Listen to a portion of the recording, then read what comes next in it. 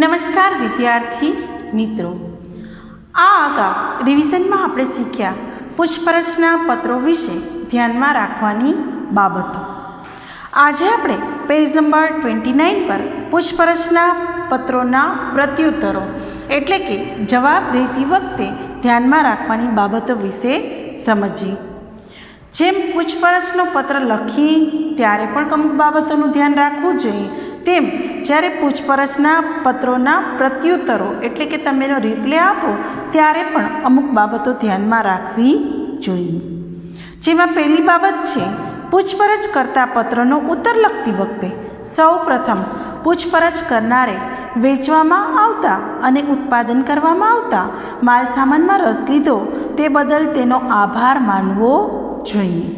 સૌ પ્રથમ તો આપણે પૂછપરછ કરી, ઇન્ક્વાયરી કરી જે પેઢીએ, એનો આપણે સૌ પ્રથમ આભાર માનવો જોઈએ કે તમે અમારા માલ સામાનમાં રસ દાખવ્યો. હકીકતમાં એ તમારો ભાવિ ગ્રાહક એટલે કે ભવિષ્યનો ગ્રાહક હોવાથી શરૂઆતથી જ વિવેકી ભાષા અને આપ વલણ દર્શાવવાથી કાળજી લેવી જોઈએ. હંમેશા ધંધા માટે આપ વલણ અપનાવવું. બીજું છે, પૂછપરછના પ્રત્યુત્તર આપતી વખતે શરૂઆતમાં ગ્રાહકે લખેલા પૂછપરછના પત્રનો સંદર્ભ ક્રમાંક અને તારીખ અવશ્ય દર્શાવવા જોઈએ. પૂછપરછના પત્રનો શક્ય હોય તેટલો ઝડપી પ્રત્યુત્તર, બને તેટલો વહેલો અને ઝડપથી પ્રત્યુત્તર આપવો જોઈએ, કારણ કે કોઈ સંજોગોમાં માલ સામાન પૂરો પાડી શકાય તેમ ન હોય તો તેનું કારણ પણ બતાવી અને તાત્કાલિક ઝડપથી પ્રત્યુત્તર આપવો જોઈએ. આમ કરવાથી પૂછપરછ કરનાર ગ્રાહક પર આપણી સારી છાપ ઊભી થાય છે. આ પત્રની સાથે માલસામાન કઈ વિશાળ શ્રેણીમાં ઉપલબ્ધ છે, એટલે કે આપણી પાસે માલસામાન છે એ કેટલો ઉપલબ્ધ છે તથા કઈ લાક્ષણિકતા ધરાવે છે તે દર્શાવતું સૂચિપત્રક મોકલવું જોઈએ. જો શક્ય હોય તો આપણે નમૂના સેમ્પલ પણ મોકલવા જોઈએ જે માલ છે તેના, અને અનુકૂળ હોય તો પ્રત્યક્ષ નિદર્શન એટલે કે ડેમોન્સ્ટ્રેશન પણ આપવાની વ્યવસ્થા ગોઠવવી જોઈએ. માલસામાનના ખરીદ વેચાણ અને નાણાંની ચૂકવણી એટલે કે રોકડ, ચેક, ડ્રાફ્ટ, ઓનલાઈન પેમેન્ટ વગેરે અને શાખનો સમયગાળો એટલે કે ઉધાર માટે આપણે વેપાર કરતા હોય તો ઉધાર કેટલો સમય રાખવો તેની પણ સ્પષ્ટતા કરવી જોઈએ, એટલે કે શાખ એટલે કે ઉધાર. માલસામાન કયા માર્ગે, કયા વાહન દ્વારા, કોના ખર્ચે મોકલી આપવામાં આવશે તેની પણ સ્પષ્ટતા કરવી જોઈએ. જરૂરી સંજોગોમાં માલસામાનને વીમાથી આરક્ષિત એટલે કે જ્યારે રસ્તામાં માલ જતો હોય તો એનો વીમો ભરવામાં આવે કે રસ્તામાં ક્યાંય ચોરાઈ જાય, ખોવાઈ જાય અથવા તો કોઈ નુકસાન પામે, ઘટ આવે તો એના માટે વીમાથી આરક્ષિત એટલે વીમાથી સુરક્ષા મેળવવાની હોય તો આ વીમાનો ખર્ચ કોણ ભોગવશે તેની પણ સ્પષ્ટતા કરવી જોઈએ.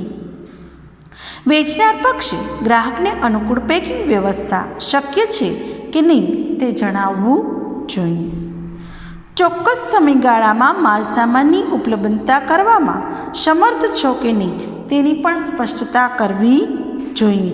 એટલે કે આપણે જે સમયગાળા દરમિયાન માલ મંગાવ્યો છે એ સમયગાળા દરમિયાન આપણે માલ છે એ આપણે ઉપલબ્ધ એટલે કે આપણે એને આપી શકશું કે નહીં તેની પણ સ્પષ્ટતા કરવી જોઈએ. પૂછપરછ કરનારે પૂછેલા બધા જ મુદ્દાની માહિતી આપવા ઉપરાંત ગ્રાહકને દરેક તબક્કે ઉત્તમ સેવાઓ પૂરી પાડવામાં આવશે તે માટેની ખાતરી આપવી જોઈએ. કારણ કે વેપાર આપણે એક વખત કરીએ છીએ, એ જ ગ્રાહક આપણી પાસે ભવિષ્યમાં પણ આપણી પાસેથી ખરીદી કરશે, માટે આપણે એને ઉત્તમ ગુણવત્તા, ઉત્તમ સેવા પૂરી પાડવાની ખાતરી છે એ આપવી જોઈએ. ત્યારબાદ છે, પૂછપરછના પત્રોમાં જે બાબત વિશે પૂછપરછ કરવામાં આવી હોય તે અંગે આકર્ષક દરખાસ્તો રજૂ કરવી જોઈએ.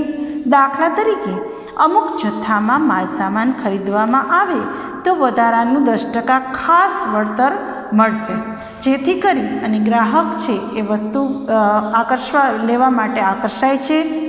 1 મહિનામાં 50 એકમોનું વેચાણ થશે તો વધારાનું 5% તમને વળતર મળશે.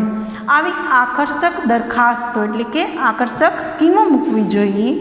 પત્રના અંતભાગમાં લખાણ ગ્રાહક માટે અસરકારક બને અને તેને ઓર્ડર આપવા પ્રેરે તેવું હોવું જોઈએ. તો વિદ્યાર્થી મિત્રો, જ્યારે આપણે પૂછપરછના પ્રત્યુત્તરો આપીએ ત્યારે આવી બાબતો ધ્યાનમાં રાખવી જોઈએ. હકારાત્મક વલણ, આપ વલણ, આવી બધી બાબતો, આકર્ષક સ્કીમો એ આપવાથી આપણો સંબંધ છે એ લાંબો સમય ચાલી રહે અને આપણે લાંબા સમય સુધી આવા ધંધાના વ્યવહારો તેની સાથે કરી શકીએ તેવો આપણો પ્રયત્ન હોવો જોઈએ.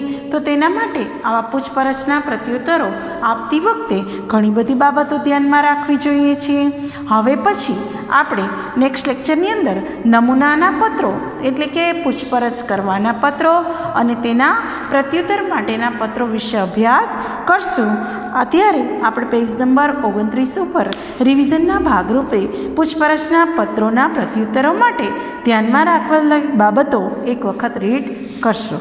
આભાર.